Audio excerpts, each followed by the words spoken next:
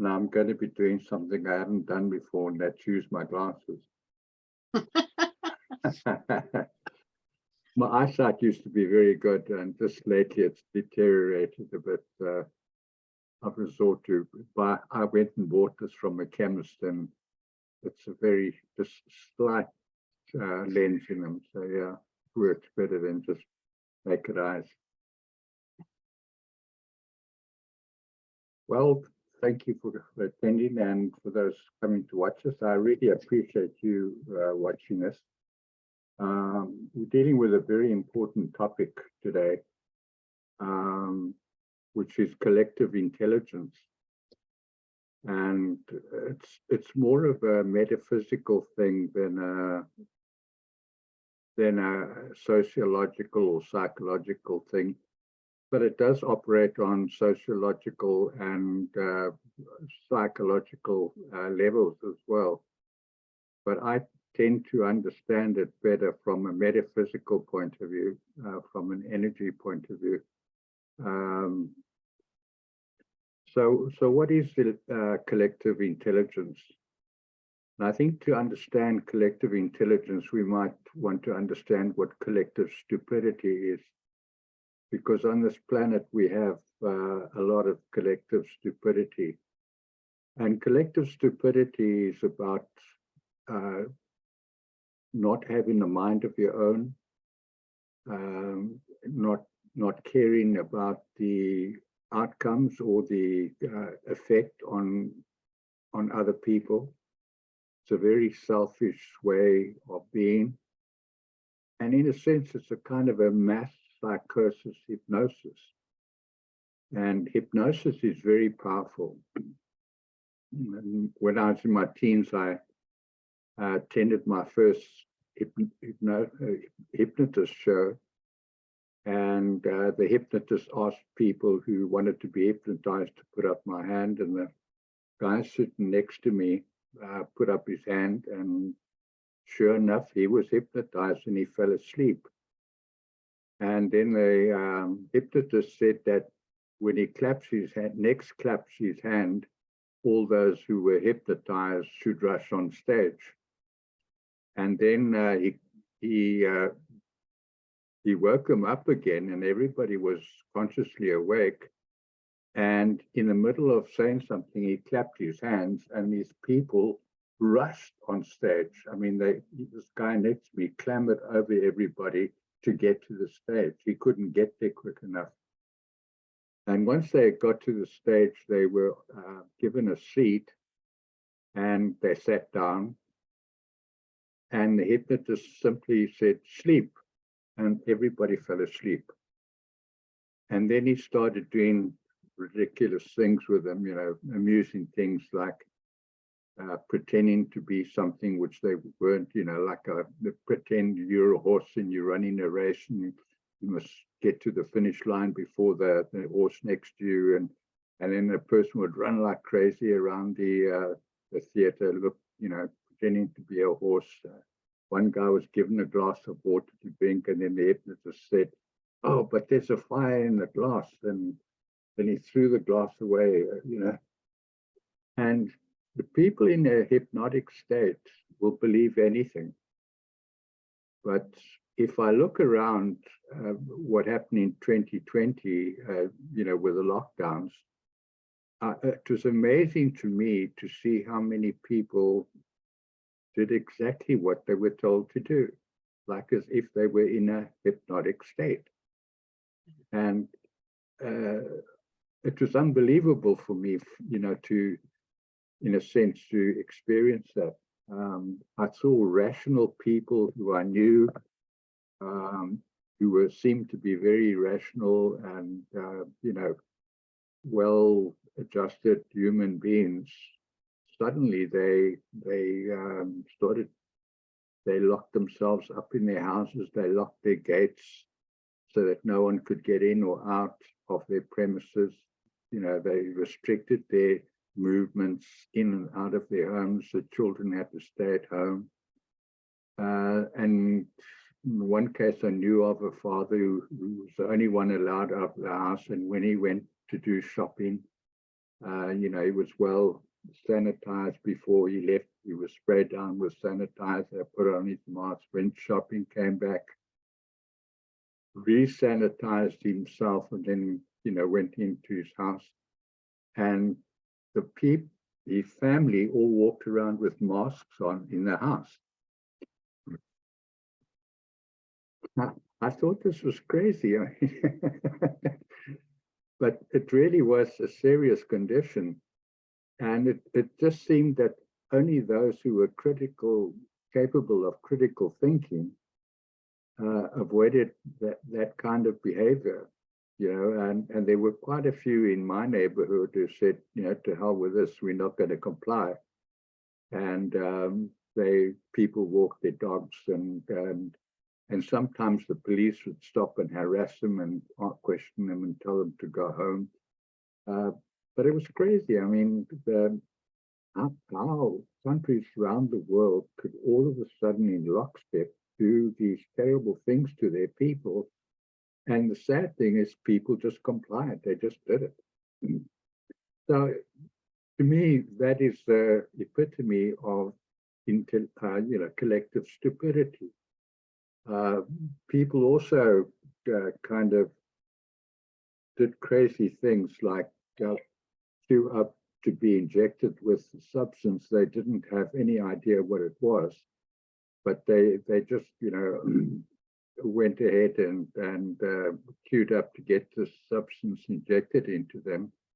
And I asked a few of the people that I knew that were going to do this, and I said, do you know what's in that injection? And they said, oh no, it's a vaccine. I'm sure it's going to be, they were confident that this vaccine was going to prevent them from getting COVID. I thought, this is crazy. People have lost their common sense. They lost their sense of values. Yeah, so collective stupidity is very much alive and well in this planet, and it's not only during COVID. I still see it happening every day, where people are not questioning their governments; they're just obeying whatever's being dished up for them. And so, to the purpose of this meeting, my talk tonight is to talk about collective intelligence. And the best example, that practical example we can have of collective intelligence, is the human body, our physiology. And if you look at the human body, it works very cogently, coherently, and cohesively as a whole.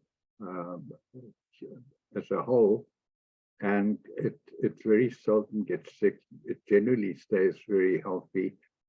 And you have, billions of cells in the human body. The body is made up of billions of cells.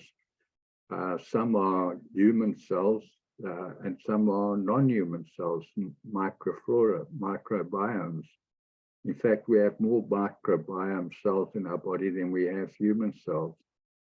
So we have all these different kinds of tissue in the body. We have different bone structures, bone densities within the human body. We have, it's an amazing physiological miracle in my view. And in my travels in other dimensions with other dimensional beings, they said that they really envied the human body because it was one of the most advanced physiological phenomena in the universe.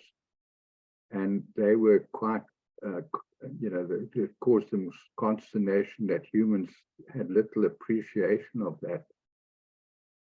But I do, because, I've studied, not formally, but informally, I've studied our physiology.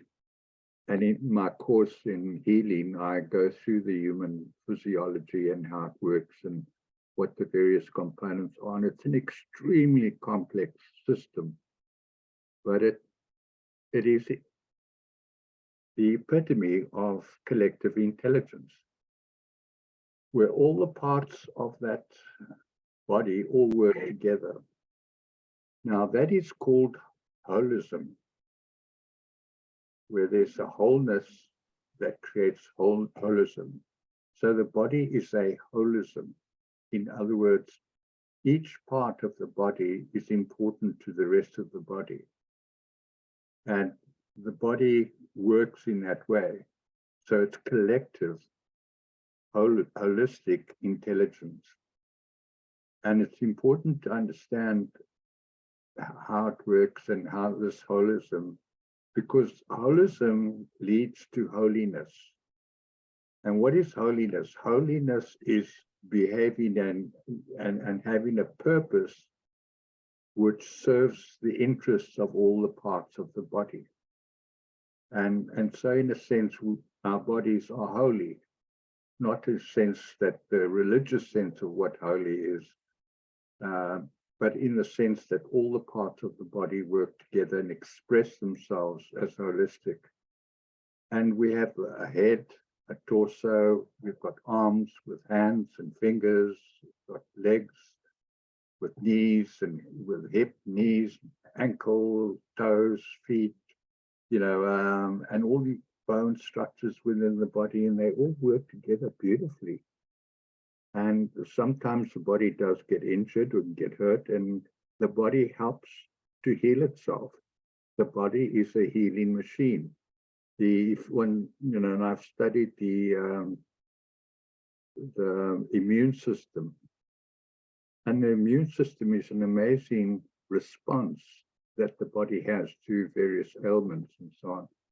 So understanding this wholeness is important, because as I'll show later on, when we use these principles of collective intelligence, it's important that wherever we're operating from in this collective intelligence, that we view it as a whole, and that there's no separation between people. And that's the first principle. The second principle is egalitarianism. And egalitarianism assumes that everything in existence is equal. And it's necessary to have all the parts equal in order to serve the whole. And when you have different parts of the body and different parts of society serving the whole of society, it creates more collective intelligence. And egalitarianism is a belief in equality, especially with race, gender, culture, language, religion, beliefs, age, political views, species, and social standing, and wealth. So it applies to all those things, because our planet is a holism. If one simply looks at nature, you can see collective intelligence at work, where the bees pollinate the flowers, the flowers provide them with pollen, which the nectar they use to make honey. The honey is used by other animals, but that beehive fulfills the purpose. It serves the bees, but it also serves a much wider collective and a wider special body. So badgers eat honey, humans eat honey, other species come to eat honey, many different species eat honey. But there you have an example of egalitarianism, where there is a queen bee, and her purpose is not to be a queen who rules over the bees.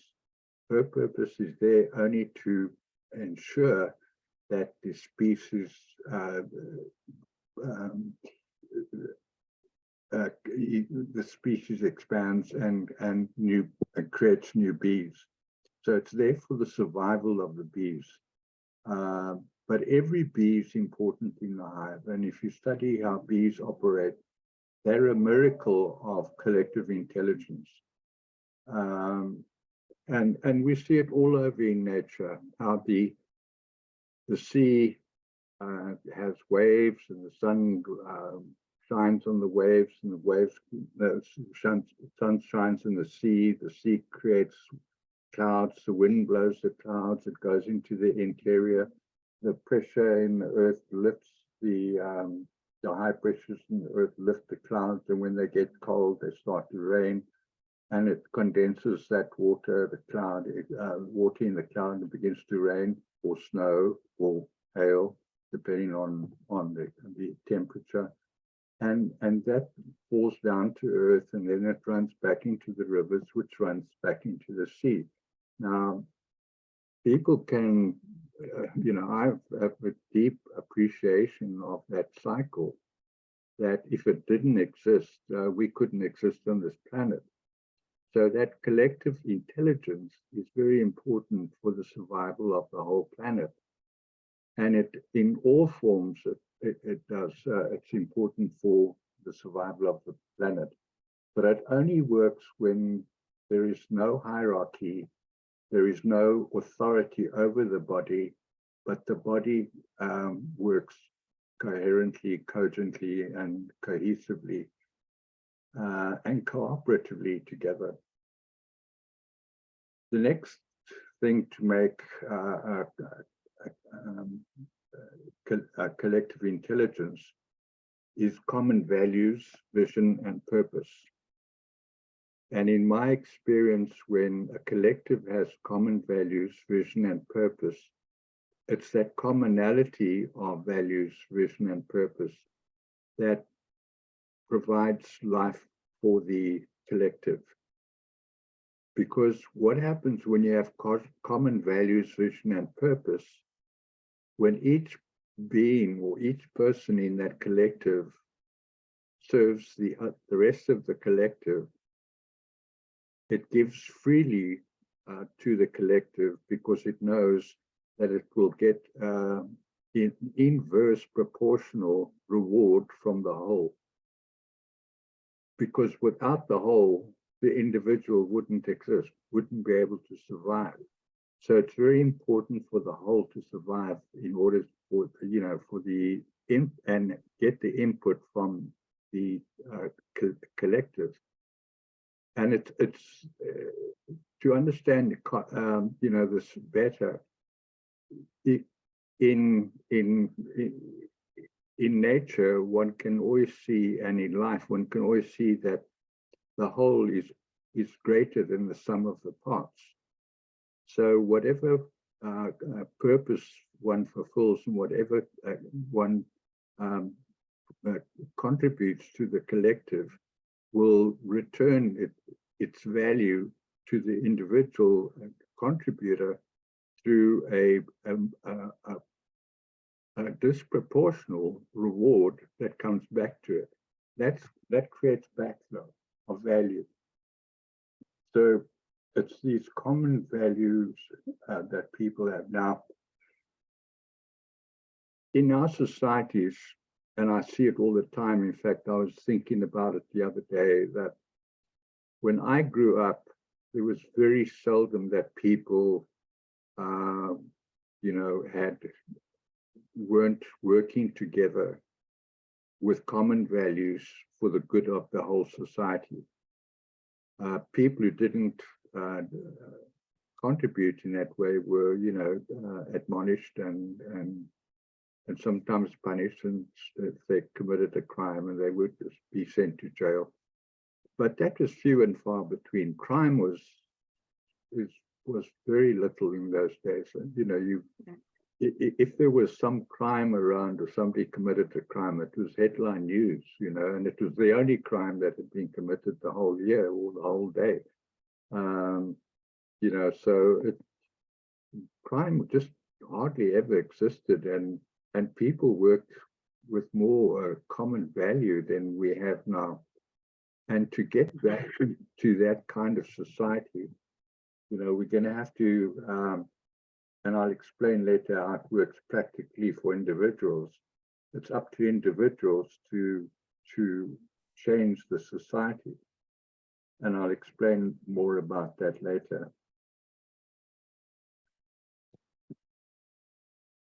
Also, the values of the group will determine the timeline and the playing fields in which they operate. Now, in my course on time, space, and timelines, I explained that timelines, there are multiple timelines. The timelines of potential, the timelines of probability, and timelines of probability. And for each timeline of potential, there are 12 timelines of probability. And for each timeline of probability, there are 12 timelines of possibility, which makes 1,728 different timelines. Now, time is just an experience in a sequential moment. So the higher the values that people have, the higher the standards people have, the better will be the timeline on which they operate. And when that timeline begins to deteriorate, in other words, people lower their values, they're experiencing a lower timeline. So one can, I experienced that in other dimensional spaces with other beings where you can actually move forward in time and backward in time, move through different timelines. In each timeline, there's a version or a copy of yourself. So we actually all have connections to 1,728 different versions of ourselves and different timelines. But we experience the timeline on which our values are placed. And our standards and values will determine our probability. Now, our potential is determined by our thoughts and our values. So if you are thinking thoughts that are, anxious, fearful, worrying kind of thoughts, if your mind's filled with that, you're going to experience that kind of timeline. But if you can get your mind under control and think of higher purpose thoughts with better values and standards, and if you can control your emotions and have more healthy emotions towards the situations or people you're with, that will also improve the timeline on which you experience your reality. So it's very important that we adjust our thoughts and emotions, get them under control, have good standards and values, and that determines our probability. Our possibilities are determined by our attitudes. And if we have attitudes that are negative or contrary or aggressive or,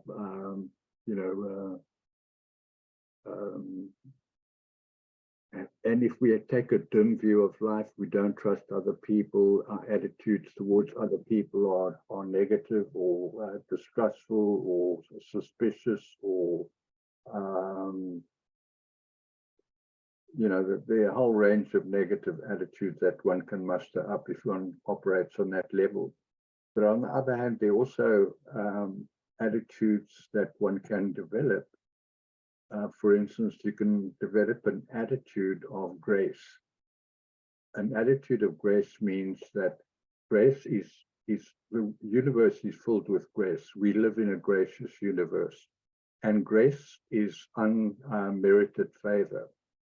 In other words, we live in a giving universe that gives so much, gives us life. It gives us whatever we need, really, for our sustenance, for our growth, development, and so on. And if we can develop an attitude of grace where you accept us graciously from the universe, but you also graciously give to other people without favor or merit, or the person doesn't have to give you anything in return. You can simply give to people. And I find that giving is far more satisfactory than receiving. When I receive graciously, because I realize that that person who is the giver is giving me something that I didn't earn, that is unmerited. So I'm very graciously accepted from the other person, but I also recognize the other person experiencing and having an attitude of grace. And if we can return back to attitudes that are self-fulfilling, nurturing of each other, we can improve so much of the things happening on the planet. Now, on my website, I've got a tab in my writings called The Attitudes of Mastery. And I spent a lot of time trying to develop these attitudes. So one of them is unoffended. And I found this to be very helpful to me to develop an attitude of unoffended. Now, an attitude of unoffended means really that what other people do is none of my business. They are quite welcome to do whatever they do because they are sovereign beings and I'm a sovereign being. And if I want to be a sovereign being, I have to respect their sovereignty. So people can say whatever they like about me. People can think whatever they like about me. People can criticize me as much as they wish to. They can tell me that call me all kinds of names, and that's fine. To me, I'm just unoffended because what they do is their business. It's their responsibility. My responsibility is to be unoffended and to respond to ungracious behavior towards me with grace. So you see, all these attitudes work together. Love, an attitude of love is also a very important, in this whole, if I can call it soup of attitudes. There's so many attitudes that help us and are self-fulfilling and, can calm situations, very quickly. And I've done that many occasions over the last 15 years where people have been angry and so on with each other. And I've managed to re-establish rapport between them just by not participating in the conflict, but simply making remarks about them. Wow, you dressed beautifully today, and making good comments about them and saying, don't you think so-and-so's dressed beautifully? And just breaking down that aggressiveness and that conflict by being kind and generous and warm and loving and smiling and laughing. Laughter is the best medicine. So taking all that stuff that happens outside of you serious is the recipe for failure, because you just are not going to win. You can't win an argument. Arguments are never won. Arguments only destroy relationships as far as I'm concerned. So I don't argue with people. People can call me what they like. But what I do take seriously is my own attitudes and my responses to other people, because that's my responsibility. I have an ability to respond, and that's my responsibility. What they do is their responsibility. So having these common values and purpose is very important, having the common vision. Now, purpose, people generally don't understand this. And we think our purpose here is to earn money and to look after each other, look after our families, and to work work ourselves to death and pay our taxes and all the rest that we have on this planet. And to me, it's just totally anathema to what I experience in other dimensional spaces. But it's also anathema to what Jesus taught. And he said, look at the birds of the field. Was Solomon in all his glory ever attired as beautiful as that? And if one just looks at nature and says, life shouldn't be a struggle. And if you are just flowing with life, life is its own reward. Now, if you understand that principle, life is its own reward, and it rewards us by giving us a conscious experience of being alive. And it's up to us to decide what we're going to do with that. We don't have to go. The purpose of life is not to work and earn a living, as and people narrow down their purpose in life. Our purpose on this planet is to be the guardians of the planet, and that we have to protect each other. We have to protect the planet, the plants, the birds, the animals. That was our original purpose, but we stopped doing that. And that's why the churches are in a hello at the moment, because they simply are not acting in that way. They're no longer the protectors of standards and values. They're no longer the protectors of people. People now think that the police are meant to protect them. And that's not how it was when I grew up. When I grew up, it was the people who protected each other. The church protected us. If we were in trouble, we went to the church and spoke to the minister or the priest. And the priest would, inform the congregation, and the congregation would get together and come and fix whatever was wrong, or provide what was needed. And people have just forgotten that. They don't understand that we are here to be the guardians of the planet, and our purpose here is to be God to each other, to be God to ourselves. And when we take on that ambassadorship of godness and goodness to each other, it changes everything on the planet. So it's important to understand that. And to me, that's what collective intelligence is about. Now, the next thing that's important to understand is providing all that I've spoken about with energy, momentum, and contributionism. Now, the energy that one puts into it is through your words and through your actions. And people just have lots of ideas, and I've seen this many times in different situations in business, in society.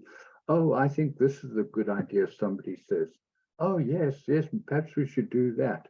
And then another person comes with an idea, yes, and we could do that. But nobody does anything. And so nothing happens. And I found, and I'm going to give you an example of how this works later, that if you provide the energy through your words and actions, it creates a momentum. It creates energy. It gives life to that situation. But sitting back and doing nothing doesn't contribute anything, and things just die. That's collective stupidity, where everyone's got great ideas, but they do nothing about it. And contributionism is also where everyone contributes. It's not that only my responsibility to contribute, but everyone's contribution is accepted and appreciated and loved by the whole. And when we live in a contributionist society, where we literally can see people coming and bringing gifts or bringing their tithes and offerings to a certain point, and that gets distributed amongst the whole, that has an enormously positive effect on society. So having the energy, doing something about the good ideas with your vision. If your vision is to do something, do it. Go out there and do it. That creates that momentum that gives that particular movement a life of its own. Now, I experienced that when I was a teenager. I was 19 at the time, and I was invited because I was a musician. a lady in the neighborhood, was quite nearby, had heard that I'd recently been converted, had a born again experience, and she invited me to be to lead the choruses in a local church youth group that they were just establishing in an Episcopalian church, which is Anglican here, but and I was non-denominational, have always been non-denominational. So I thought, well, why not give it a try? And they were going to study the Bible. So I'd been grown up as a Catholic, and we'd been discouraged from ever going reading the Bible or owning the Bible. So I went along and did that. And this little group was, there were 5 of us in the first meeting. And we were led by one of the counselors on the church council. And he was a very nice, kind, affable person. He had a beautiful home, beautiful wife. And amongst us, there was myself, the guy called, the leader was named John Moss, and his wife was Liz. There was Malcolm and Kathy McDonald. He was an accountant. She was a college student at Teachers Training College. There was a guy called Butch Foster, who was a gang member, well, a former gang member, but still a gang member, but seeking truth, and his girlfriend Wendy and myself. And so on the first Bible study, I played guitar, so I led them in choruses, which I didn't know at the time, but I played my version of the lyrics that were given to me. I just kind of made it up as I went along, and also visited other groups to find out how the words and how the tunes went. And so I developed this ability to sing choruses with this group.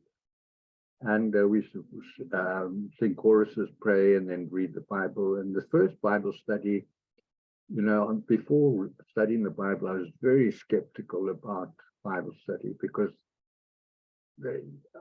I'd had a bad experience in the Catholic Church, and I just felt that religion was not for me. And so the first Bible study course we did was called How to Be a Christian Without Being Religious, by a guy called Fritz Ridenow.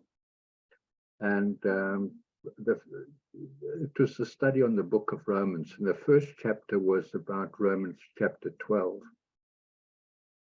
And I was quite astonished to read Romans chapter 12 because I'd never heard it before. And it says, I beseech you, therefore, brethren, that you give your body a living sacrifice unto God, which is your reasonable service. And be not conformed to this world, but be transformed by the renewal of your mind, that you may prove what is that good and perfect will of God. Now that really grabbed me at that time, and I thought deeply about it in the week that followed and years that followed. In fact, many times later on, I actually gave sermons on that chapter. But that was a different life that I was living then. But having said that, this little group met for about a month, and then we were invited to do the readings in the Sunday evening evensong, because our leader was a counselor, and he persuaded the church council that we participate in Sunday evening evensong. And on the first Sunday we did, and there were 6 people in the congregation. There were more people in the youth group than there were in the congregation. It's quite funny. But anyway, this persisted, and slowly but surely over a couple of months, more people started coming to the group. And eventually we had a group of about 30 or 40 young people, and from all ages, young teenagers, adolescents, and also young adults. And we mixed our Bible studies with fun things, like we would go to a drive-in theater. There was a Christian drive-in theater nearby, or we would rent a movie and watch it in someone's home, or an appropriate movie that wasn't violent or anything else. And we also rented Christian movies. And word got round that there was a place that there was a safe place that parents could leave their kids on a Friday night. In a sense, we were babysitting for other parents, which was fine. That was the purpose of the group, to teach the other kids.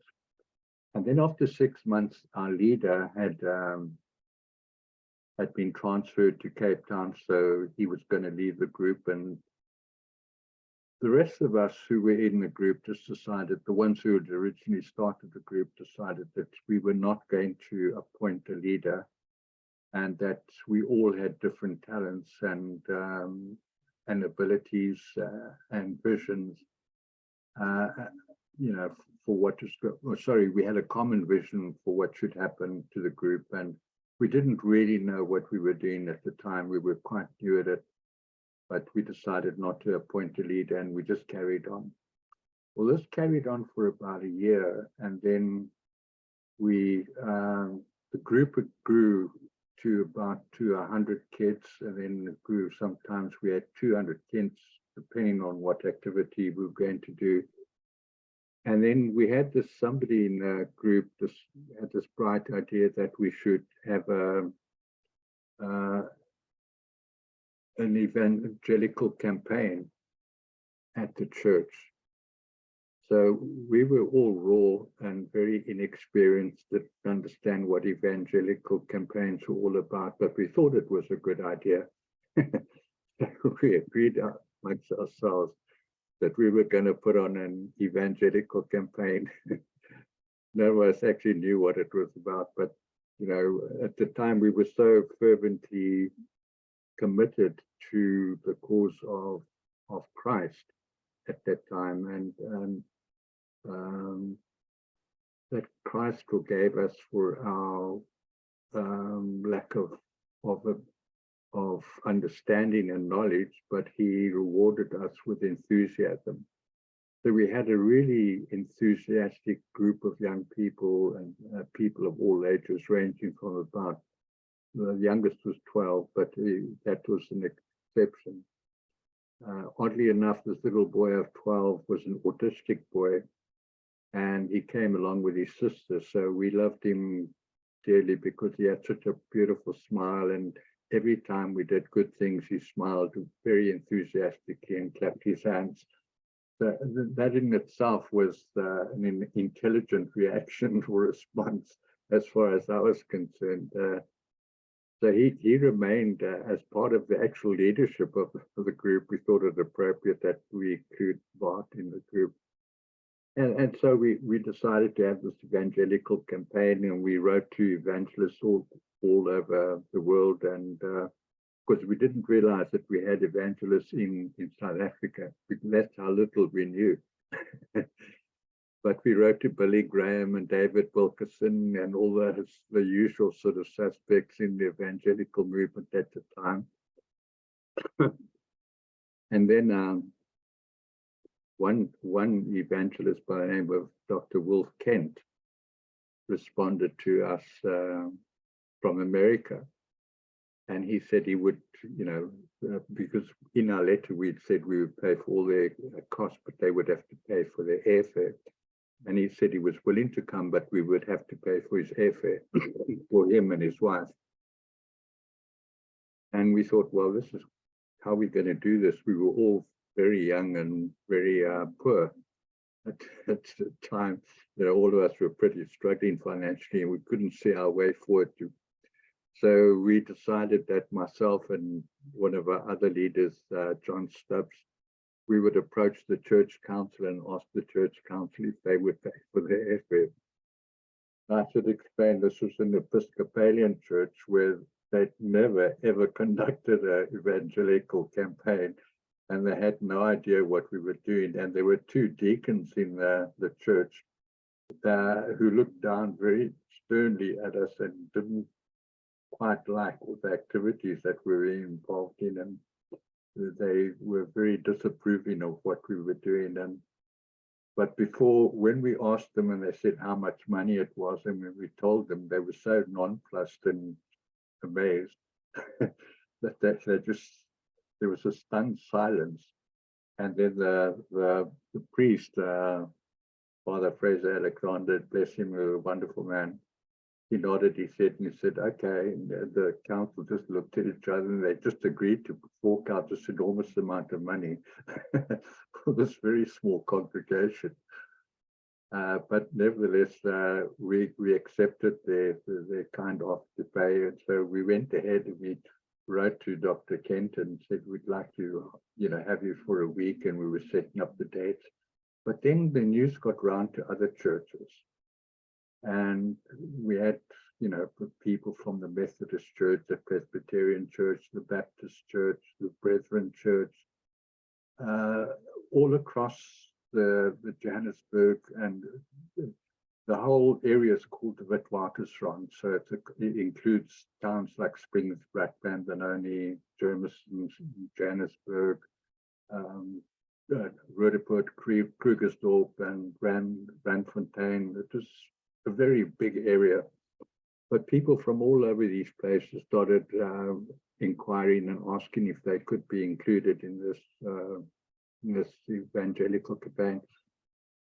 And before we knew it, we had, people from all these denominations, and we set up dates, and Dr. Ken kindly agreed to stay on for as long as he was needed. So we ended up having a 2-month evangelical campaign across all these cities, many, not all the cities, but many cities with different denominational groups that were involved. And we, over the months of our developing, we attracted a lot of good musicians into our group. So we had a really good musical group. We had, and we had an enthusiastic bunch of kids who were willing to do, legwork, putting up posters and handing out pamphlets and, advertising in newspapers. We had a local printer who agreed to pay for all our printing stuff free of charge. And it just expanded and grew. And eventually we met one evening, we said, you know what? This thing has got a life of its own. It's just going. And we can't stop it. It's just going to go. And we realized there was nothing we could do to stop it. It had got a life of its own, and it was just going. And all we could do was go with it. So it did. People came in and they offered to do this, and then other people came in to do that. And then it eventually turned out that we didn't have just Dr. Kent and his wife. He wanted to bring over 2 counselors, and we agreed to, pay for their airfares, because now we realized we were getting very, very big, and we were getting contributions from other churches as well.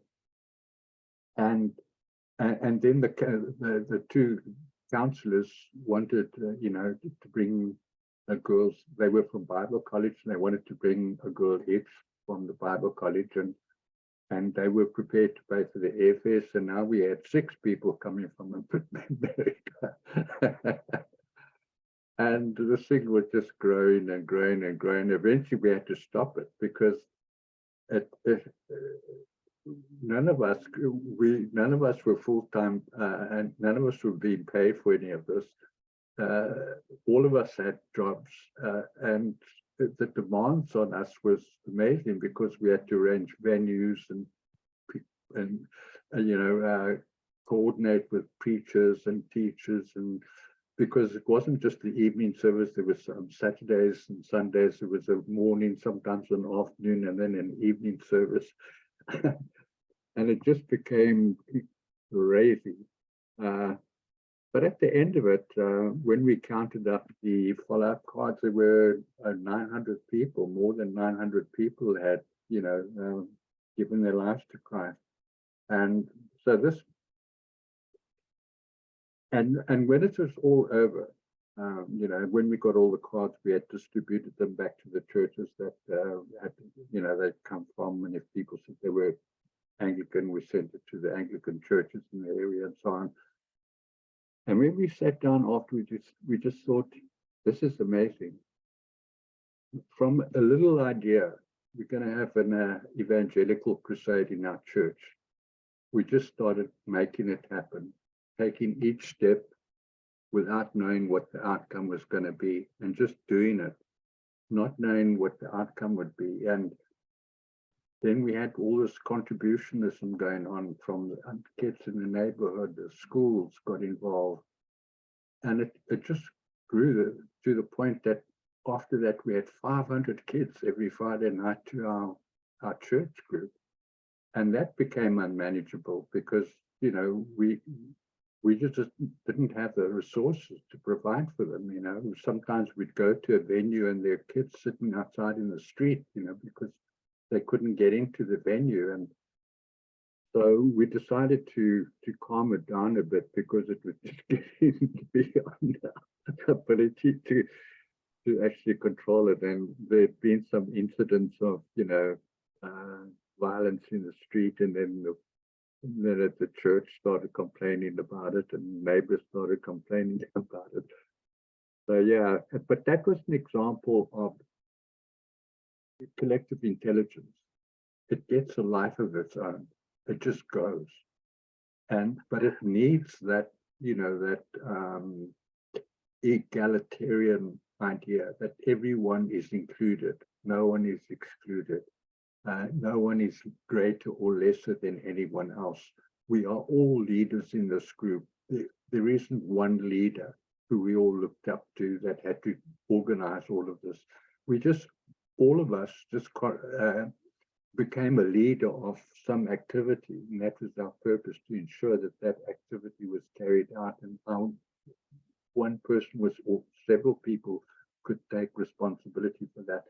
And you know, the vision was there to have this little evangelical campaign, and it just blew up, and it grew and grew and grew. But you know, the Bible has a verse in it says, the people perish because the people have no vision. When the vision dies, the people die. And that's the thing, people don't have that vision. And, you know, when President Trump said early on in his campaigns, his rallies, he said, this is a movement. And then I thought to myself, uh-oh, he better be prepared for what's coming, because it just grows. When you have those ingredients together, you know, common purpose, common values, contributionism, you don't have a particular leader. And Donald Trump was very good wherever he went. He acknowledged all the leaders and all that were contributing towards this movement.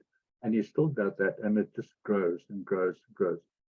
And it actually exceeded everyone's expectations. I don't think the Democrats were actually expecting Donald Trump to become president, and they're still trying their hardest not to stop it. But I think if that movement carries on, and they manage it as a movement without expectation of outcomes, because the outcomes or the whole will be greater than the sum of the parts. And it's always like that, you know, in collective intelligence.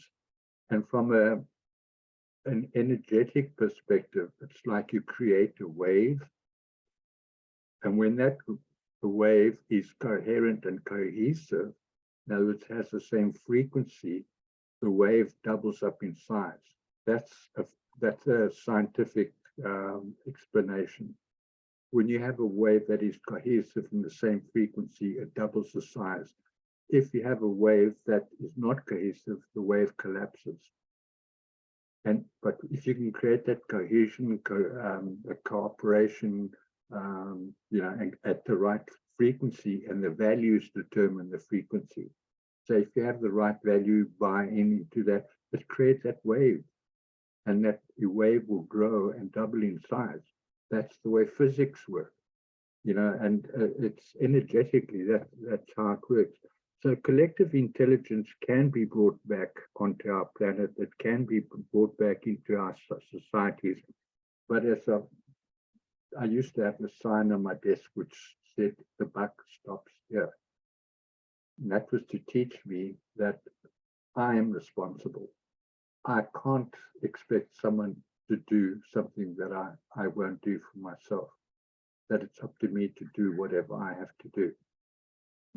And if people just can take that and realize that collective intelligence is a creative intelligence. It creates, it develops, it grows. It just gets a life of its own, and it begins to do things that you didn't expect, and gives you the rewards that are disproportional to the efforts of all the people working at it. And so, you know, it's very important that we get volunteers. Contributionism and volunteerism is very important in this, that we get people actually volunteering. And it only takes a spark to get a fire going. You create a spark in a forest and you set a tree on light, that whole forest catches fire. And that's how it works. It just takes one person. And I've seen this in renewal movements all over the world. I've read about them, many, John Wesley, the different, Johann Muller in England, John Calvin in Scotland. It all started with one man standing in the breach and saying, "I will do it." And that's the only way it works. That having the vision, the values, and the egalitarianism, so all are welcome, there's no exclusion. Then having, sorry, I'm just going to refer to my notes so I don't get it wrong. Having no hierarchy. So it's not a top-down movement, it's a horizontal movement where everybody contributes. Common values, vision, and purpose, and then providing the energy, the doing of it. Yeah. Don't think we can't do it. There's no such thing I can't do. I've always believed that if you want to do something, you can do it. And it just takes a bit of confidence, it takes a bit of chutzpah, and that's how the flow goes. In intelligence, it starts with curiosity, then curiosity builds into the passion, then the passion leads to risk-taking, because now you really want to do this thing, so you take a few risks. And then you succeed, and that builds confidence, and so it begins to grow. But sitting back and doing nothing, you're not going to achieve anything. And there are too many people on this planet sitting back, doing nothing, criticizing everything that's happened, but nobody's going to do anything about it. So we need volunteers to go out there and start doing this. And I hope the people who watch this video will actually realize that people make miracles happen. Miracles don't happen on their own, but people make miracles happen. And miracles do happen when you have collective intelligence and the principles of collective intelligence. When people stop following the idiot in front of them and turn around and go their own way. And, and believe me, what the fallen angelics and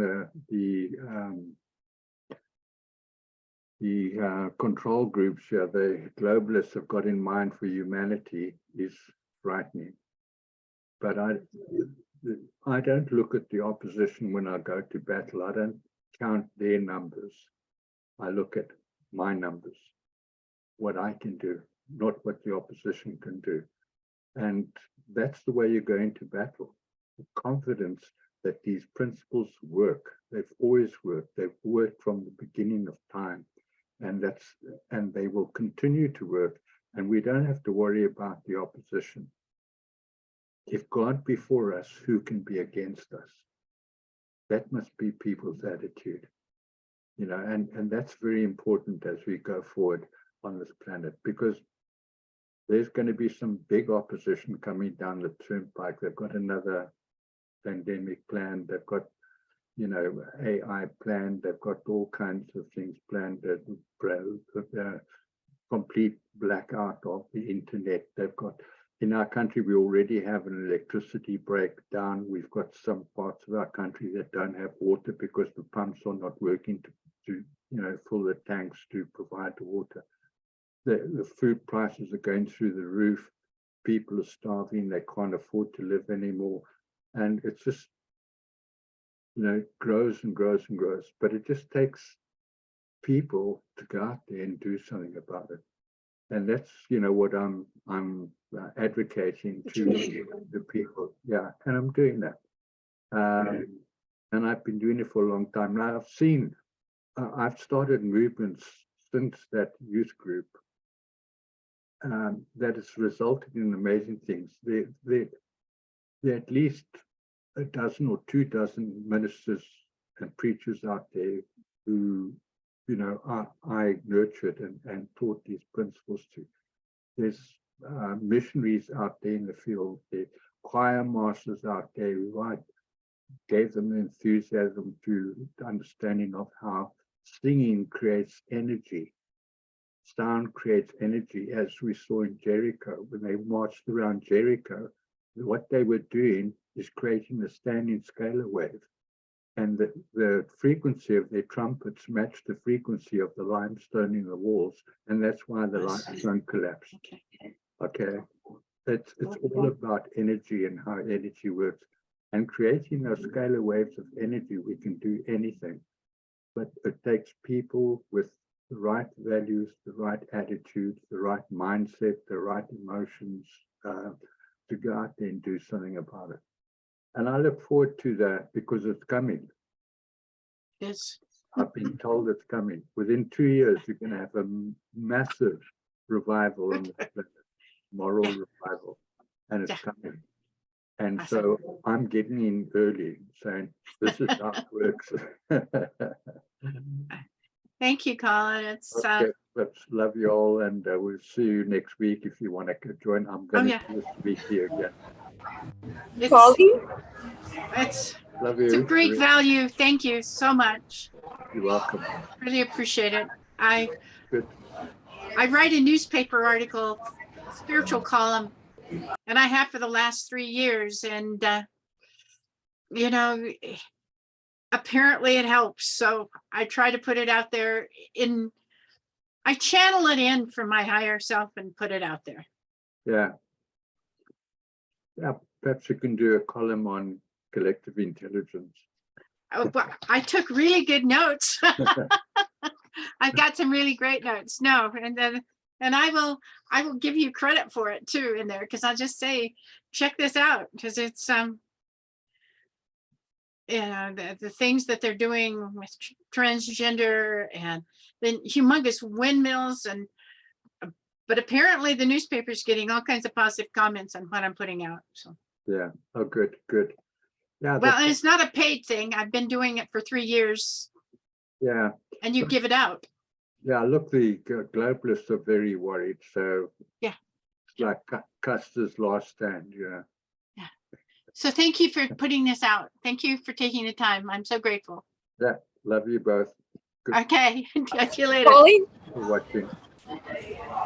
I was wondering if the previous 2 weeks you still had this meeting, or if you skipped 2 weeks. I skipped 2 weeks. I took a sabbatical because I was thinking about what I was going to do and I wasn't prepared. But from now on, I'll do every week. I'll try to do things that I've done before. I'll do them again. Yeah. But yeah, well, let's further.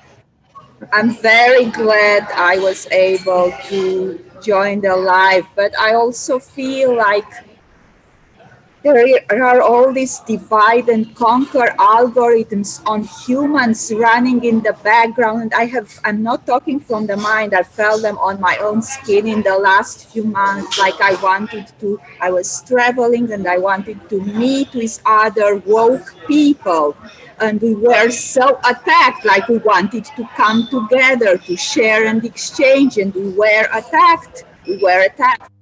With one person, we were still able to meet, but the other person, like it was terrible. He had a car accident, a dog passed away when we were supposed to meet, and I almost had an accident too. Like there are all these events, and you think, is this someone inserting these events in my face, or is it, like you ask, where does this originate?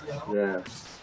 Yeah. Look, life is difficult sometimes, and we just got to, have faith, just trust. I went through some very difficult times, but you know, but once I learned to just trust and have faith, there was always a way out. But I had to go. I had to go and find the way out. It wasn't presented to me. I had to go and make it happen. Okay. But you can ask for us. You can ask. I mean, I have asked for signs and been very specific to know my pathway and where I could be of greatest service. And I mean, the signs appear. Like I asked for the sign of a dove when I had all these job opportunities. And I said, I'm going to go to these places, and where a dove first appears, I know I belong. I went into work the next day and there was a dove there. And my conscious mind said, just coincidence. The phone rang and the guy said, can you check my dog's vaccination history? And I said, sure. What's your dog's name? It was a chocolate lab named Dove. So I stayed there another 6 years until a guy walked into the clinic and he said, you run this place. I want you to run my foundation, name your price. At 62, I went back to college and learned QuickBooks and Excel. And he gave me 2 bank accounts with $1 million each and a name stamp. I mean, I have extreme faith. and I know that, all I want to do is help. Yeah. And you're led to the pathway where you can be of greatest service. Yeah, that's right. And it's within you. Yeah. It is. It's not We must not a thing outside of you. Yeah. If God be for us, who could be against us? I really appreciate this so much, Colin. And Marina, it's nice connecting with you.